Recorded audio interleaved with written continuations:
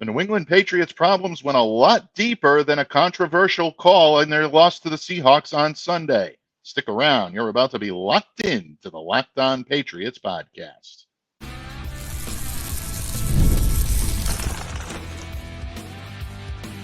You are Locked On Patriots, your daily New England Patriots podcast. Part of the Locked On Podcast Network, your team every day.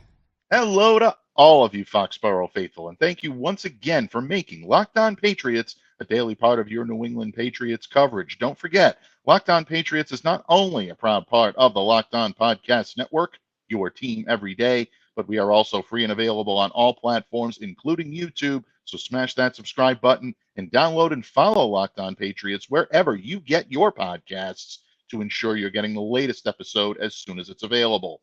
I'm your host, Mike DeBate. I cover your New England Patriots for Patriots Country of Athlon Sports. So reach out to me and let me know what's on your mind on X at MDABATENFL. While you're out there showing some love to Locked On Patriots, social media style that is, please be sure to follow our account there as well at LO_Patriots. And Pats fans, today's episode is brought to you by Gametime. Download the Gametime app, create an account, and use the code LOCKEDONNFL for $20 off your first purchase. Seahawks kicker Jason Myers hitting a 31-yard field goal in overtime to lift Seattle to a 23-20 win over the Patriots on Sunday. Folks, passing game problems, offensive line struggles, controversial calls, they're all going to get the share of the headlines. And even though we're going to talk about all those today, if you want the real reason why the Patriots failed to achieve victory on Sunday, it's simple. They didn't turn this man's monster keys. And that man is the legendary Thomas Murphy, who joins us here today on a melancholy Monday, unfortunately. Nonetheless, thank you for joining me today, Don Murph. Oh, happy to be here. And that was really difficult to say. I can imagine. I can definitely imagine. Once again, we're snatching defeat from the jaws of victory. And so many times that happened last year, and it happened again now. And the bloom is off the onion. Yeah. Leaving winnable games on the table is never a formula for success. And that's why I think this hurts so much. I think Patriots fans are realistic enough to realize that this team is probably going to struggle more than it will succeed. The losses are probably going to outnumber the wins. So the win-loss record, I think, is something that the Patriots and Patriots fans especially have come to understand. But this was a very winnable game for the Patriots. And folks, we're going to get into all that today. Still got 81 rushing yards and one touchdown from Rhamondre Stevenson, who came back to earth a little bit from a monster performance in week one. But in my opinion, Murph's still fantastic. Oh, yeah. We'll get into some silver linings in a little bit. But 96 rushing yards from Antonio Gibson, that was a nice little addition to the running game, so to speak. But just wasn't enough to earn the win. The Patriots falling to 1-1 on the season. Seahawks quarterback Geno Smith leading Seattle on an 8-play, 71-yard drive to the New England 13, obviously to set up the Myers field goal. But, Murph, throughout the game, we saw things that the Patriots did well in week one that didn't translate so well into week two. In your opinion, which of the monster keys to victory that you outlined was the most egregious to be left unturned? More pop, more better. More pop, more better. Right there at the top. And we had no pop again. No Pop Douglas. Unseen. The man has 3 targets in 2 games. This is ridiculous. Pop and Jalen Polk needed to be more involved in this game, and they weren't. Okay, and you can lay the blame on a couple of people with that. This offensive line, which can't seem to get anything done with, going when they're up helmet on helmet. We need extra tight ends. We need extra linemen out on the edge to keep this running game going. And nobody can pass block. No one on this team can pass block. It's ridiculous. They can't keep anybody out of our quarterback's face for 3 Mississippis. This Patriots passing game. One-dimensional. It was completely one-dimensional. We talked about this all last year, that this team was too predictable. And it continued. It continued. They basically begged you to run the ball, and and we did it well, and it just wasn't enough in the end. We talked last week about how you were going to need more than 16 points to win. I said 17. Um, and they needed even more. They were a lot closer to Mike's prediction than it was to mine score wise, and it's just frustrating because this was a winnable game, even with all the mistakes that could have happened and didn't, or did happen, and they were still, right there. They still could have put this game away before overtime started. Hmm.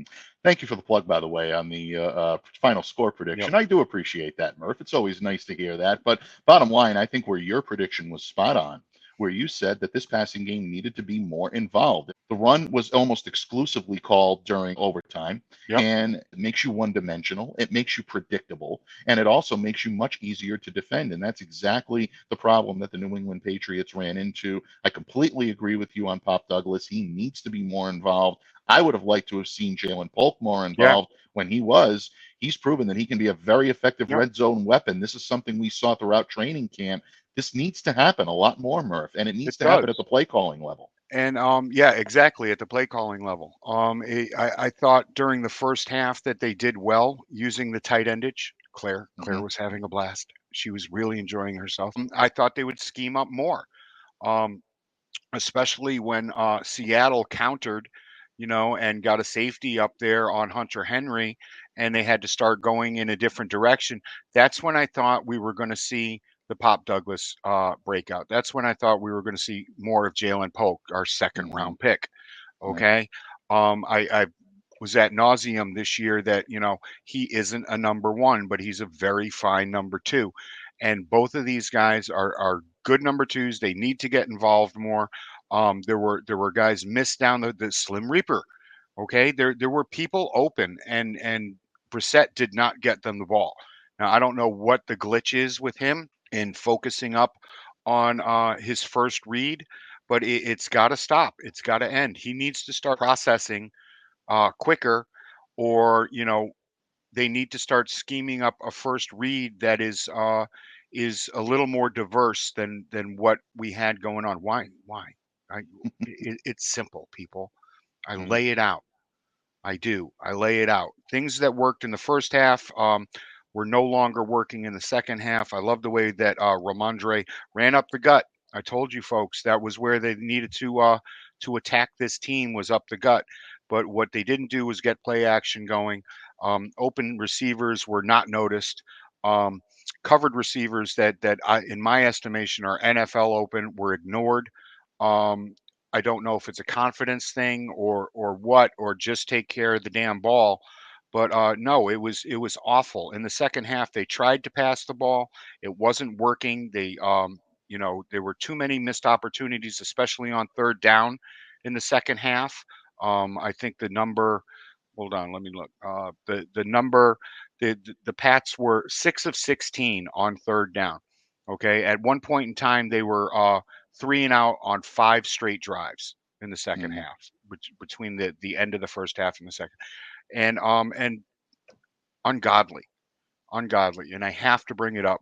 The clock management at the end of the first half of this game was viciously bad, Mhm. viciously bad. Everybody who wants to sit there and pat Gerard Mayo on the back for the job that they did last week, you can stop now. Look, I think in a lot of ways, the job that Gerard did in game one, in week one, winning his debut, you kind of almost had nowhere to go but down at that point. I mean, I guess it could have gone up. I think there I are think it could have gone arguments up. to be met. From a logistical standpoint, you're Yeah. absolutely correct. But eventually, things are going to catch up with rookie head coaches. And whether it's week two or week three, those breaks are going to start to go the other way. That's exactly what happened on Sunday against the Seahawks. But a lot of those breaks going the opposite way were self-inflicted. A Right. blocked field goal, special team snafus. These are all things, folks, that we're going to get into when we talk about the biggest slice of the blame pie and who deserves that in just a moment. But Jacoby said something very interesting in his post-game press conference, that he thought that there was a tell essentially going on when it came to telegraphing their plays, when it came to the Seahawks picking up on what the Patriots wanted to do. This is something that concerned a lot of people, one of which our good friend Evan Lazar of Patriots.com made this a focal point of his post-game column. If this is indeed the case, where the Patriots may be tipping or they may indeed be showcasing their play before it's called, how big of a problem can this be for an offense that's already struggling with logistical problems, with missing key pieces on the offensive line? Huge. It's humongous. It's the Lord humongous. If you're tipping, if your the packages that you're sending in are a tell, then yeah, this goes right onto Alex Van Pelt and Gerard Mayo. The buck stops there. They need to get more diverse. They need to be able to do more things out of these sets, or at least show more things out of these sets to keep opposing defenses off kilter. And we're talking about week 2 here. All right, we're talking about week 2 that you couldn't mix things up to make or disguise something to throw off a defense.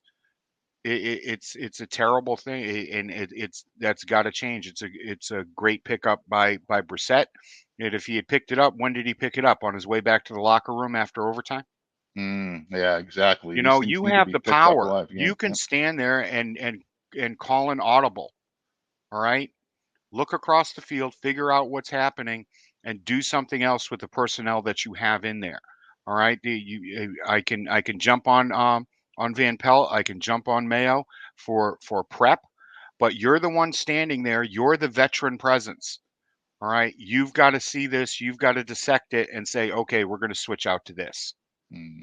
Look, Jacoby Brissett after the game clarified his comments and basically said that whenever the team was trying to push the ball downfield, he would immediately see the Seahawks go into 2 deep safeties. And that at that point really, I think, showed him that they knew what was coming. They could tell what was coming. And when your offense is one-dimensional in that fashion, it makes you very easy to defend. And I think the Patriots ran into some problems there, and it definitely led to some lack of success when it came to the play-action game. Yeah, it definitely led to lack of success when you came to the play action game because you didn't audible out. All right, that's perfect. You're gonna jump into too high shell. Okay, fine. I'm gonna pick you apart underneath, and I'm gonna let my speedsters go out there and get me yak.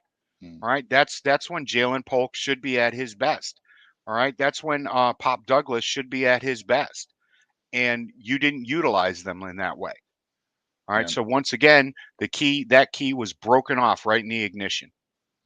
Absolutely. And again, if you want to look at what type of production that they got from that wide receivers team, folks, 3 targets, 19 yards. 19 yards. By comparison, just DK Metcalf and Jackson Smith-Njigba on Sunday for the Seattle Seahawks, 22 catches, 246 yards between the two of them. Yep. That's how you utilize the wide receivers group. I understand that the talent level that Seattle's working with is not the same talent level that the Patriots are working with. I'm not trying to compare the two, but you got to give these guys a chance to get out there and to flex their muscle, to show what they can do. Otherwise, you're going to have some difficulty moving the ball. And the Patriots had a ton of problems moving the ball on Sunday. And that was the most egregious of the monster keys that were not turned. But Murph, there was plenty of blame pie to go around for the Patriots' loss, whether it be the offensive line, whether it be a controversial call toward the end, whether it be special teams breakdowns. New England found itself on the opposite side of a lot of what went right last week against the Cincinnati Bengals. Murph and I are going to slice up that blame pie, and we're going to serve it a la mode in just a moment when this episode of the Locked On Patriots podcast continues, a proud part of the Locked On Podcast Network, your team every day. Listen up, Locked On listeners. Football is back, and there's never been a better time to use PrizePicks, America's #1 daily fantasy sports app with over 5 million active members. PrizePicks is the easiest and most exciting way to play daily fantasy sports. And unlike those other apps, on PrizePicks, it's just you against the numbers. All you do is pick more or less on 2 to 6 player stat projections and watch the winnings roll in.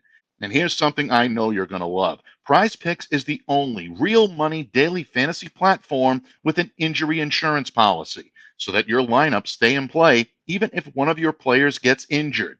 That's right. If your player leaves in the first half and doesn't return, your picks are still live with PrizePicks. And my favorite thing about PrizePicks is they put their members first. So all withdrawals are fast, safe, and secure. When my picks hit, I can get my money in as quick as 15 minutes. So don't delay, do it today.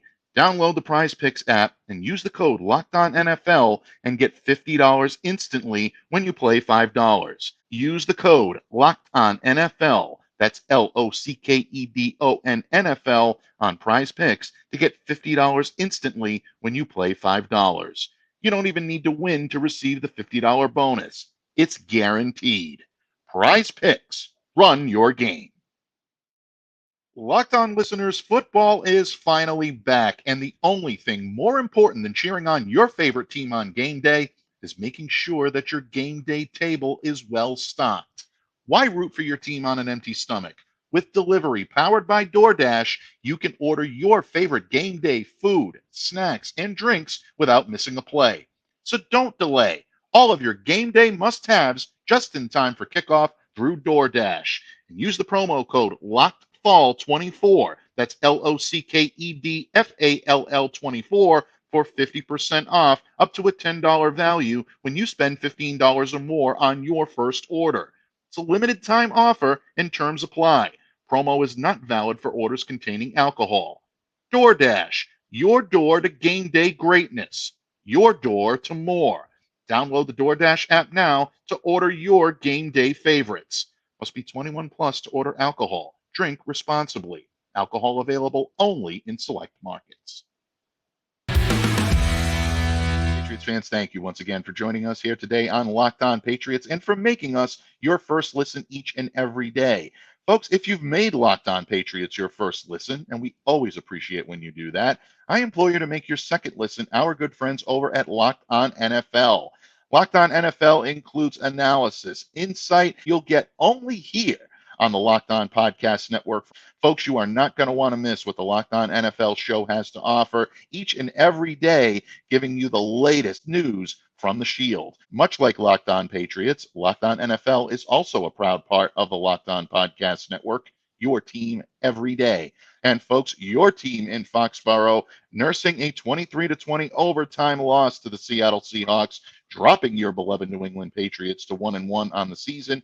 Here to break it all down and to enlighten us as to which monster keys needed to be turned but weren't is our good friend, the legend himself, the Count of Murphy Fisto, Thomas Murphy. And Murph, in the previous segment, we talked a lot about the monster keys being unturned and the passing game being one of the biggest culprits as to why the Patriots struggled. But there's a lot of blame pie to be sent around for this loss. When you look at this team and you look at blame pie for this loss, where are you pointing your finger first? Who is going to get that biggest slice? Elliott Wolf. Elliott Wolf has sent this team into the season unprepared. The equipment is not there. Okay, we saw it when Vidarian Lowe went down. I saw Vidarian Lowe on the sidelines gripping his back and stretching out and not re-entering the game. I pretty much knew that it was over. All right, and we're talking about Vidarian Lowe here. Okay, who did a serviceable job last week. There's no depth on this offensive line whatsoever. None. Okay, anybody goes down and they are toast. And so that's where my biggest slice is going. The next biggest slice goes to Gerard Mayo and Alex Van Pelt for this game plan and not being able to get, what playmakers we have involved and completely relying on this predictable offense. And lastly, special teams. Okay, those are my three big pieces of this pie.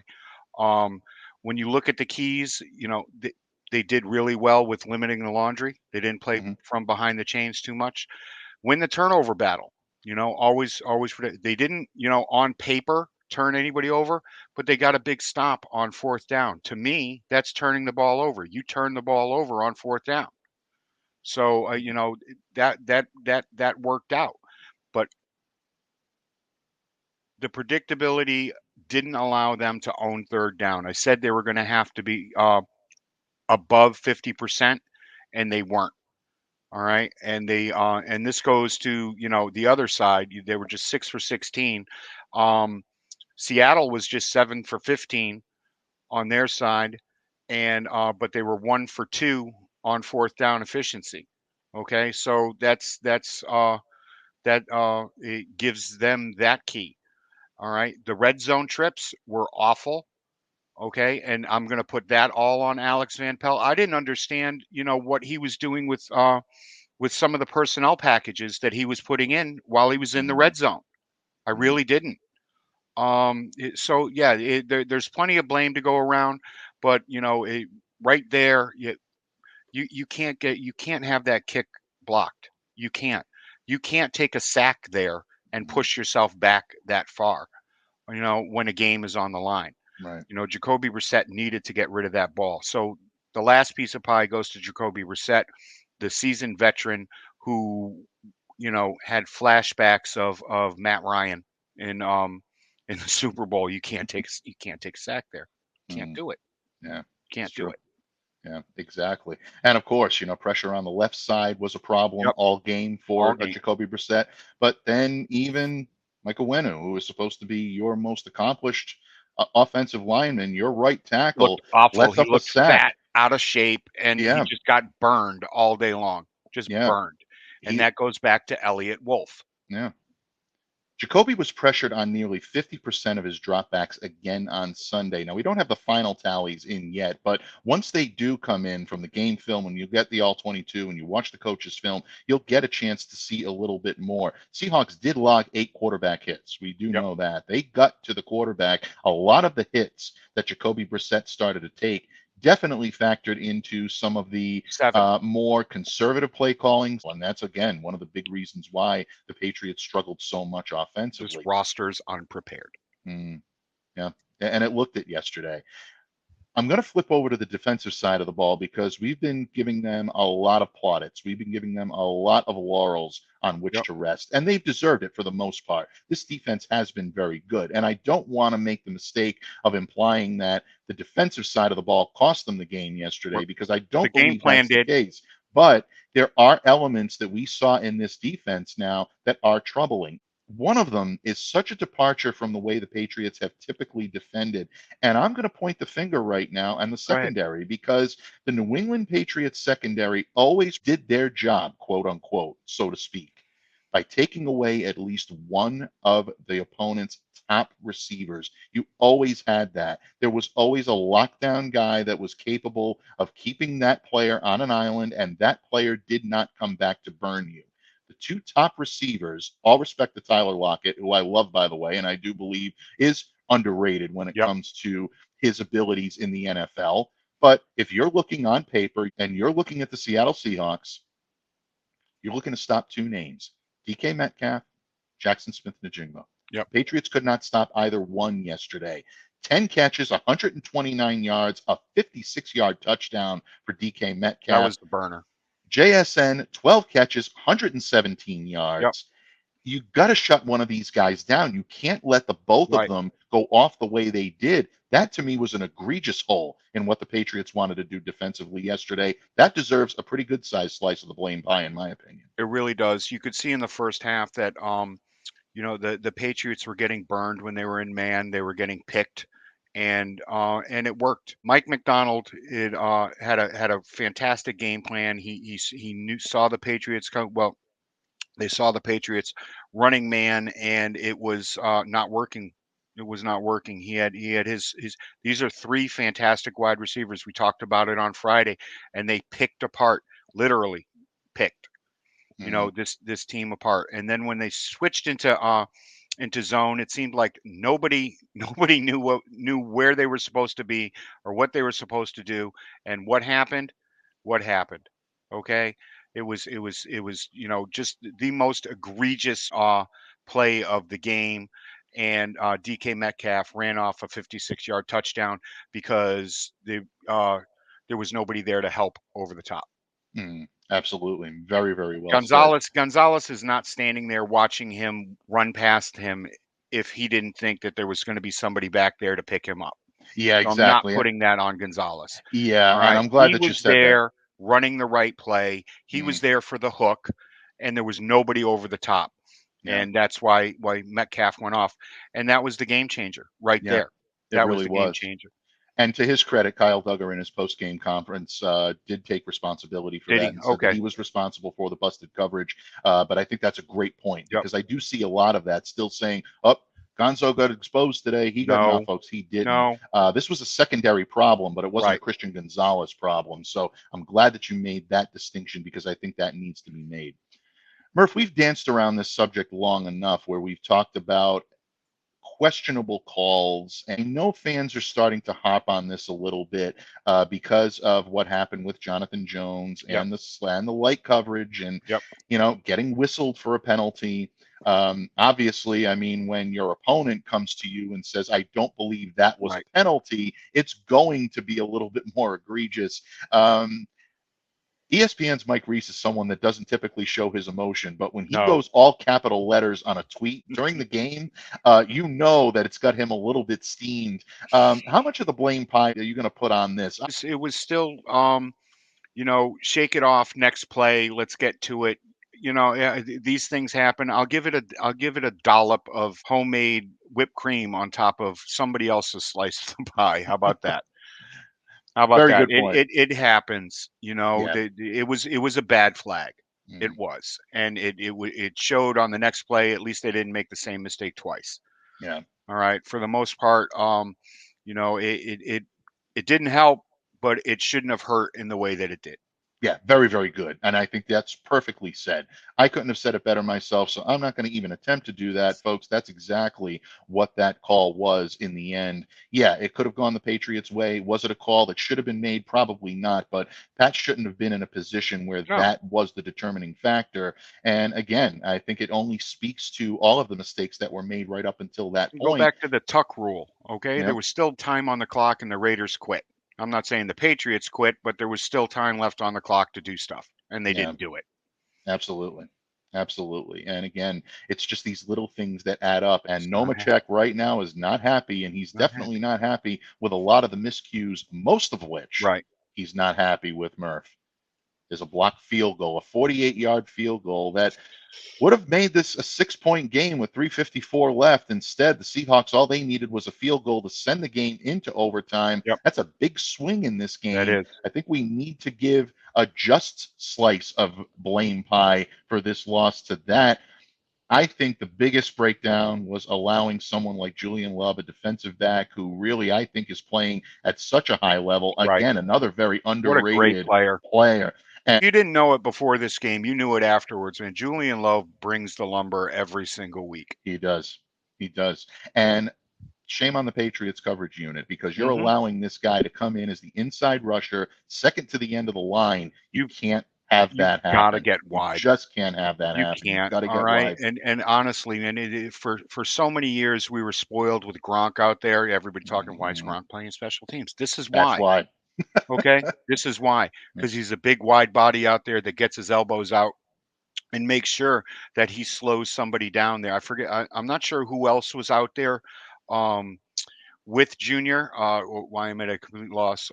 With Austin Hooper, because it was Austin Hooper didn't get his elbows wide enough. I'm not sure. I have to go back and watch a third time. Please don't make me do that. And but those guys have got to do something more. They've got to do something. There was problems last week, and with this unit, and they just completely. They did a fine job up the middle, and but on the outskirts, man, you've got to take care of the outskirts. Folks, obviously the melancholy mood will continue for at least a couple of days. The good news is the Patriots do have a quick turnaround time and a Thursday night Is it football matchup with the New York Jets. And that may not be the best news for the New England Patriots because those Jets look like they're starting to figure things out in the green side and the Meadowlands. And we're going to continue to cover each and every aspect, including a return visit from Murph to kind of break it all down and get us ready for kickoff. But in the meantime, Murph, we both love to end on a high note. We love to leave our adoring public here on Locked On Patriots with some positives to take away from a loss or a win. And in yesterday's case, it was a loss, a tough overtime loss. But Murph, we will indeed go through some silver linings because there were a couple yesterday that shine through the dismal nature of the outcome of week two's matchup. Murph and I are going to talk silver linings from the Pats' loss to the Seahawks when this episode of the Locked On Patriots podcast continues, a proud part of the Locked On Podcast Network, your team every day. Locked On Patriots listeners, we've all been there. You want tickets for the upcoming homestand at Fenway to watch the Sox, or you want to close out the summer in style by watching your favorite music group in concert. You want tickets, but you're not quite sure how to get them. Well, don't spend another minute worrying about it because Gametime has you covered with a new feature called Gametime Picks. That makes getting tickets for your favorite live events even easier. In fact, Gametime Picks filters out all of the fluff to show you only the most incredible deals on great seats so you don't have to waste time searching through thousands of tickets for events like sports, concerts, comedy, theater, and so much more. And don't forget to turn on Gametime's all-in pricing because toggling this feature shows the total upfront cost with no surprise fees at checkout. And with the Gametime ticket coverage, your purchase is covered with the most flexible customer service policy in the ticketing industry. Take the guesswork out of buying tickets with Gametime. Download the Gametime app, create an account, and use the code LOCKEDONNFL for $20 off your first purchase. Terms apply, so again, create an account and redeem the code LOCKEDONNFL. That's LOCKEDON NFL for $20 off. Download Gametime today. What time is it? Game time. Patriots fans, thank you once again for joining us here today on Locked On Patriots, and we continue to break down the New England Patriots 23-20 overtime loss at Gillette Stadium on Sunday to the Seattle Seahawks. The Patriots dropping to 1-1 on the season and now starting to turn their attention very quickly to a Thursday night matchup with Aaron Rodgers and the New York Jets at MetLife Stadium, and that's going to be an interesting matchup and a tough one for the New England Patriots. But Murph, before we turn the discussion back to doom and gloom, which I think a lot of people are expecting, considering what the Jets look like right now and what the Patriots may be looking like this Thursday, we do want to end on a high note. We like to end on a high note. We like to send some positivity out to Patriots Nation. And there were a few bright spots yesterday for the New England Patriots. We touched upon these a little bit. Hunter Henry with a career day, the running game coming up big. In your estimation, when you're looking at monster keys to victory and things that weren't turned, what was turned in your opinion, and what do you believe the Patriots brought to the table that could give you optimism heading into week 3? They're able to stuff the run. Okay. I got on Keion White, and he had another fantastic day, not just getting to the passer, but stopping the run. Yes, they were depleted in their run game there. They were running with the backup running back, but they did well against a very good Seattle offensive line. Okay? It all starts with the offensive line, people. It does, folks. All of it. Have you seen Joe Alt lately? He looks amazing. But no, that and recognition. Okay, these guys recognize that the problems that are plaguing them are problems, and they need to fix them. So hopefully they'll be able to regroup over this short week and get some of this ironed out. Okay, so hopefully Rhamondre won't be the second most targeted receiver on this team. All right. After Hunter Henry, it was Rhamondre Stevenson with 5 targets. All right. They need to get more diverse, and they recognize that. So hopefully they'll be able to do that and maybe pick up an offensive tackle off of the scrap heap somewhere and be able to do something to fix this offensive line because it's just a mess. I'm sorry. I know I'm supposed to be upbeat during this freaking it's just too soon. I should not have watched the game a second time at 6 a.m. this morning because I haven't had my third cup of coffee yet. Yeah. Silver linings don't always have to be sunshine and rainbows, Murph. So, no, I can definitely understand where you're coming from, and I think we all do. Look, silver linings at this point, and folks, I say silver linings tongue-in-cheek. I thought the silver pants looked good on the New England Patriots yesterday. I thought they need to make that the uniform combination that they're playing when they're at Gillette. That definitely looked good. But all kidding aside, when it comes to The all whites, the old school all whites. The old school all whites. The old school all whites. The Grogan all whites, man, Yeah. are just like that is the cleanest look in professional there's the football. Hartford Whaler jersey and logo and sweater. I'm sorry, I didn't mean to say jersey. The Hartford Whalers sweater, and then there's the Patriots all whites that are like top shelf. Exactly. Folks, go out, Google Raymond Claiborne 1985, and that image will come up. There is not a finer image of the NFL right there. You want to put something on the logo, put that on the logo. I guarantee it. People will love it. I know New England fans will love it. But yeah, that is such a clean look. Such a great point to make. See, you brought the positivity back, Murph. You may have taken it out a little bit with some of the negativity on the offensive Stanley line, Morgan but couldn't get hit back on this team right now, though. There I go again. Yep. Debbie Downer. You had to go there. I had to go there, and he looked amazing in the all whites. Yeah, but you make a great point. You really do make a great point. And look, you mentioned Rhamondre Stevenson. I think one of the big silver linings from this game is the Patriots' ability to run the football. Between he and Antonio Gibson, 185 yards on 36 carries. Pat's averaging 5.1 yards per rush, using the zone scheme, so that is working well to their advantage. 43% success rate. Those are great numbers for a running game. He did. He looked great. He looked powerful. He looked like the type of runner and the complementary runner that the Patriots hoped they were getting to Rhamondre Stevenson. What we need to see, though, is they need to start synergizing that running game to play action success. They need to generate those big plays off of play action. That's when this offense is at its best. It's creating a lot of run pass sequencing that keeps the defense off balance. They have guys out there that are capable of being utilized in this fashion. Utilize them. We need to see more receivers, but I do want to give the well-deserved credit to the running game. And I don't know how we can, finish off the show without giving a lot of accolades. And he's already gotten quite a few, but I think it deserves even more to Hunter Henry with a career high 109 receiving yards. This goes back to what I mentioned before in the red zone packages. Why am I not seeing Hunter Henry earlier in the red zone packages? He's out there on 3rd down and goal, 3rd down and 6.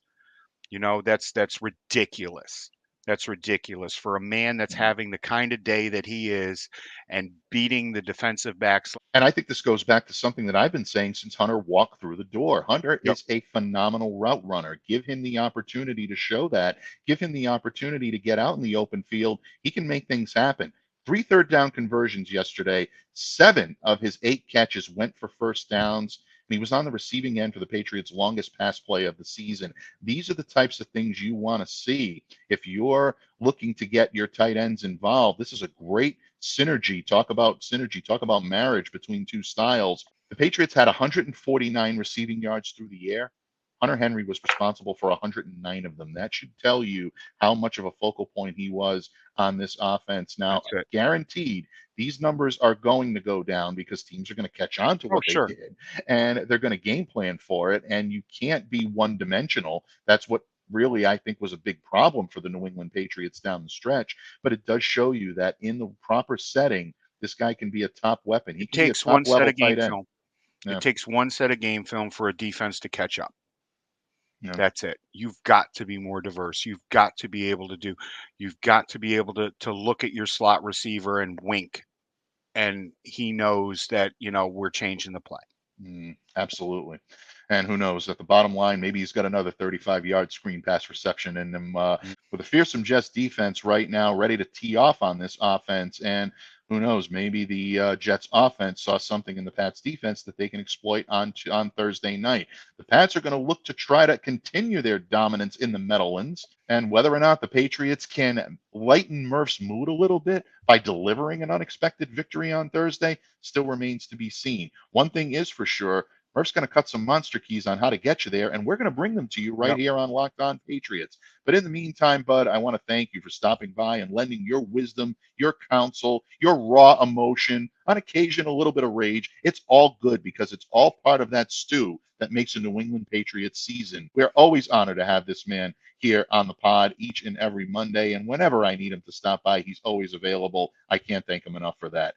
Murph, before I let you go today, please let everyone know, for the benefit of our first-time listeners or our casual listeners, where they can reach out to you, where they can interact with you, and what you got marinating in Murph's kitchen between now and Thursday night when the Patriots visit East Rutherford. Yeah, you can check me out on Zitter at TMurph207. I interact with everybody. Come on down, say hello, ask a question or two. Keep it respectful, otherwise you get the big block. And trust me, I'm a center. I know how to block people. That's right, he does, folks. Whenever my good friend puts pen to paper or voice to microphone, it's always appointment learning opportunities. You want to take advantage of them because Murph is very seldom wrong. He's usually right, but he's always entertaining and informative, and you can't ask for more than that. And in that vein, folks, we hope that you continue to find your information, your entertainment right here on the Locked On Patriots podcast each and every day. You're not going to want to miss tomorrow's episode. We're going to be breaking down more of the Patriots' 23-20 loss to the Seahawks. And of course, don't forget to stay locked in each and every day to the Locked On Patriots podcast. On behalf of my good friend, the legend himself, Thomas Murphy, I'm Mike Debate, reminding all of you to stay safe, to stay well, and to be the change that you wish to see in the world. Have a great day, everyone, and we'll see you back here again tomorrow on Locked On Patriots.